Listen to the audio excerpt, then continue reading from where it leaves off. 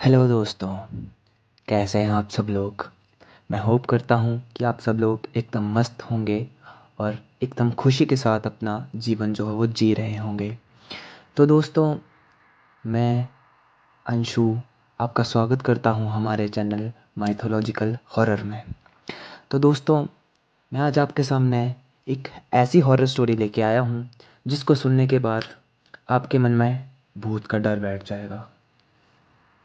दोस्तों, आपको पता ही होगा कि हिमाचल प्रदेश, जो कि इंडिया का एक छोटा सा राज्य है, वो अपनी हरी भरी पहाड़ियों, अपने नज़ारों और अपने पर्यटन स्थलों के लिए काफ़ी प्रसिद्ध है।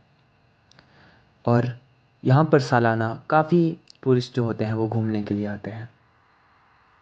पर दोस्तों, क्या आपको पता है कि हिमाचल की पहाड़ियों में कुछ ऐसे राज छुपे हुए हैं जो कि अभी तक किसी को नहीं पता। तो दोस्तों, मैं आज आपके लिए ऐसी ही एक डरावनी भूतिया घटना लेके आया हूँ जो कि हिमाचल प्रदेश के एक छोटे से गांव में एक व्यक्ति के साथ घटी थी। दोस्तों, बात होगी कोई 1990 की। नवंबर का महीना चल रहा था। आपको पता होगा कि पहले के ज़माने में जो लोग होते थे वो इतने ज़्यादा अमीर नहीं होते थे, तो वो लोग अपने घरों का खर्च चलाने के लिए मजदूरी वगैरह करा करते थे। तो जो व्यक्ति है जिसके साथ ये घटना घटी है, वो भी ऐसे मजदूरी का काम करा करता था। एक बार क्या हुआ कि वो किसी घर में कोई मजदूरी का काम कर रहा था। उसके साथ 2-3 जन और थे। तो रात काफ़ी हो गई थी।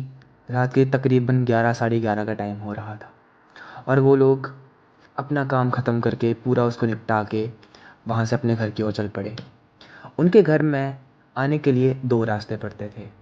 एक था घूम घूम के जाने वाला, जिसमें उन्हें जाने के लिए एटलीस्ट 1 घंटा तो लग जाता, और दूसरा रास्ता तो जो था वो जंगल से होके जाता था। उस रास्ते से अगर वो अपने घर जाते तो वो सिर्फ 15 मिनट में वहाँ पहुँच सकते। तो वो जो लोग थे और वो जो एक व्यक्ति था जिसके साथ वो 3-4 जन थे, उन्होंने कहा सोचा कि चलो हम जंगल वाले रास्ते से होकर जाते हैं। तो उन सब लोगों ने डिसाइड करा कि चलो जंगल वाले रास्ते से होके जाते हैं, रात भी ज़्यादा हो गई है और हम जल्दी भी घर पहुंच जाएंगे और खाना खा के फिर जल्दी रेस्ट भी कर लेंगे। तो वो सारे उस जंगल वाले रास्ते से चल पड़े। वो अपना कदम जैसे आगे बढ़ा रहे थे तो पत्तों की आवाज़ उनके कानों में ऐसी गूंज रही थी कि पूरे जंगल में वही हूँ। तो वो धीरे धीरे करके आगे बढ़ते गए। फिर वो एक कुएं के पास पहुँचे। कुएं से वो जैसे ही थोड़ा सा आगे निकले हैं कि अचानक पीछे से उस व्यक्ति का नाम लेके एक औरत ने 3 बार उसे आवाज़ दी। इमेजिन कर लो उसका नाम है रामू। तो उसने कहा, रामू, रामू, रामू। और वो जैसे ही पीछे पलटा है, वो क्या देखता है कि एक औरत जो काफ़ी बूढ़ी है, बूढ़ी हालत में है, वो पीछे खड़ी है जंगल वाले एक अंदर के कोने की तरफ, और वो उसे इशारा करके अपनी तरफ बुला रही है। रामू सोचता है कि ये कौन है, कौन है ये जो इतनी रात को यहाँ पर है, इस बुढ़िया को डर नहीं लगता। तो दोस्तों, रामू ने क्या करा कि वो उससे पूछने लगा कि आप कौन हैं। जैसे ही उसने रामू ने उसकी बात का जवाब दे दिया, दोस्तों, वो औरत उसके करीब आने लगी धीरे धीरे चल के। दोस्तों, जैसे ही रामू पीछे भागा तो वो क्या देखता है, वो औरत उड़ के उसके ऐसे आस पास घूमने लगी। जो उसके साथी थे वो काफ़ी आगे जा चुके थे, वैसे घूमने लगी। और रामू ने एक ज़ोरदार चीख मारी और वो औरत जो थी वो उसके सीने पे आके बैठ गई। और जैसे ही उसने उसका हुलिया देखा, उसके दांत बाहर की तरफ निकले हुए थे, उसके नाक में से खून चल रहा था, उसकी आंखें अंदर की तरफ धसी हुई थी, उसके बाल बड़े बड़े थे। तो दोस्तों, वैसे ही वहाँ पे जो रामू था वो बेहोश हो गया। और उसके जो साथी आगे थे उन्होंने रामू की चीख सुनी और वो पीछे भागते भागते आए। तो उन्होंने क्या देखा कि रामू तो बेहोश पड़ा है। उन्होंने जैसे तैसे करके रामू को कंधे पे उठाया और वो वहाँ से भागते हुए उसके घर पे लेके गए। और रामू बेहोश, उसे कोई होश नहीं। रात के तकरीबन 1-1:30 बजे उसके उनके घर के आसपास अजीब अजीब आवाज़ें सुनाई देने लगी कि मैं इसको साथ लेके जाऊंगी, यही मेरा खाना है, इसको मैं साथ लेके जाऊंगी। और दोस्तों, तकरीबन 1-1:30 बजे के टाइम पर उन्होंने एक तांत्रिक को बुलाया। तांत्रिक जैसे ही उस घर में आया, उसने वहाँ खाते ही कह दिया कि ये जो डायन इसके पीछे लगी हुई है, कि ये कोई आम डायन नहीं है। इसने इसकी बात का जवाब दिया है तो अब ये इसके पीछे पड़ गई है, ये इसको अपने साथ लेके ही जाएगी। तो दोस्तों, उस तांत्रिक ने उसका झाड़ फूक करी, पूजा पाठ करा, और वो डायन कुछ समय के लिए उस पर हावी नहीं हुई, वो शांत हो गई।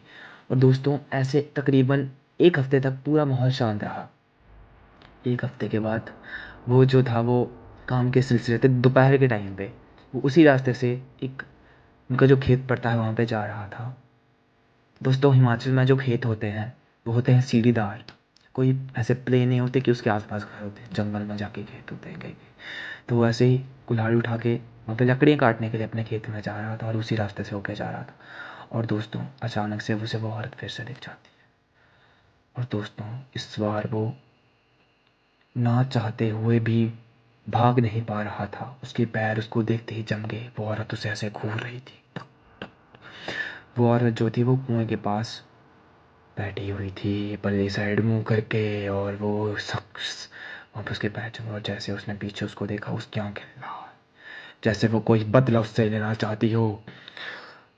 उसने उसे देखा, जैसे होता नहीं, आई कांटेक्ट बन जाता है, वो रामू से अपनी नज़रें नहीं हटा पा रहा था। जैसे ही उसने उस औरत की आंखों में देखा, वो एकदम मदहोश हो गया। वो उस औरत के पास अपने आप ही जाने लगा। तो जैसे जैसे वो उसके करीब जा रहा था, उसका मन अंदर से उसे कह रहा था कि ना जा ना जा, ये तेरे लिए सही नहीं है। पर वो आगे आगे उसकी तरफ जाता रहा जाता रहा। और दोस्तों, जैसे ही वो औरत के पास पहुंचा, उसने उसे गले से पकड़ा और वो उठा के उसे उसने सीधे कुएं में पटका, और वो चिल्लाने लगा। और दोस्तों, जैसे ही वो अपने आसपास देखने लगा, उस औरत ने उसे फिर से उठाया, हवा में उड़ के वो जैसे ही बाहर निकली है, लिटरली जो रामू था उसकी वहाँ पे क्या हो सकता है, उसका गेम ओवर। उस औरत ने उसको पकड़ा और ऐसे उसको ज़मीन में पटके कि उसने वहाँ पे सांसें तोड़। कुछ लोग फिर वहाँ पे उसको देखने के लिए आए। चीखें सुनाई दी थी गांव वालों को भी, जो उसके साथ में गांव पड़ता खेत, पर किसी की हिम्मत नहीं हुई उस रास्ते से जाने की। दोस्तों, वो रास्ता हॉन्टेड माना जाता है। उस रास्ते से फिर उसके बाद कोई नहीं गया। और कहते हैं कि जो रामू है, उसकी आत्मा आज भी वहाँ पे दिखती है। आज भी उसकी आत्मा वहाँ पे दिखती है। वो कभी कभी वहाँ पे कुएं के पास बैठा होता है, कभी रो रहा होता है। रात को वहाँ पे उसकी चीखें सबको सुनाई पड़ती हैं। तो दोस्तों, अगर आप भी ऐसे रात को काम करके घर लेट आते हैं, जंगल वाले रास्ते से, सुनसान हो, ऐसी गलती कभी मत करना, क्योंकि हो सकता है वो दिन आपकी ज़िंदगी का आखिरी दिन हो। तो दोस्तों, अगर आपको इस कहानी से थोड़ी भी सीख मिली हो तो ज़रूर हमारे चैनल को लाइक शेयर एंड सब्सक्राइब कर दें। और मैं आपका दोस्त अंशु आपके लिए ऐसी ही लेटेस्ट कहानियाँ लाता रहूँगा। और हाँ, अगर आपको भी अपनी कोई कहानी मेरे ज़रिए लोगों तक पहुँचानी हो हमारे यूट्यूब चैनल के ज़रिए से, तो आप लोग मुझे अपनी कहानी रिकॉर्ड करके मेरी इंस्टा ID में भेज सकते हैं। मैं उसको नीचे मेंशन कर दिया है डिस्क्रिप्शन बॉक्स में, आप उसको वहाँ से भेज सकते हो। और मैंने यहाँ पे स्क्रीन पे उसको मेंशन भी करा है। दोस्तों, तो चलिए मिलते हैं नेक्स्ट वीडियो में। तब तक के लिए सबको राधे राधे।